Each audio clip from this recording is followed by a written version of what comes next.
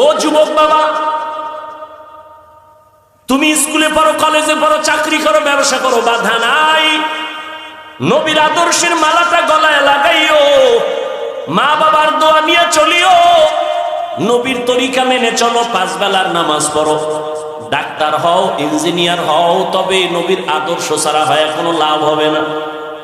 জমিনে তুমি ডাক্তার হলে এই গ্রাম্য ডাক্তার না, এমন একজন দামি ডাক্তার হও যেন সারা দেশের মানুষ মাথায় নিয়ে সম্মান করে। ইঞ্জিনিয়ার যদি হও, একজন সম্মানিত ইঞ্জিনিয়ার হও যেন মানুষ সম্মান করে। আমার দেশের ডাক্তার বিদেশে নিয়ে যায় টাকা দিয়া চিকিৎসার জন্য, নাই। তুমি এমন ডাক্তার হইও সম্মান তোমার উপরে থাকবে। আর সেই সম্মানের ডাক্তার যদি হতে চাও, সম্মানের জীবন যদি চাও, 2টা পুঁজি তোমার লাগবে। 1 নাম্বার পুঁজি সুস্থতা, আর একটা পুঁজি হলো সুন্দর চরিত্র।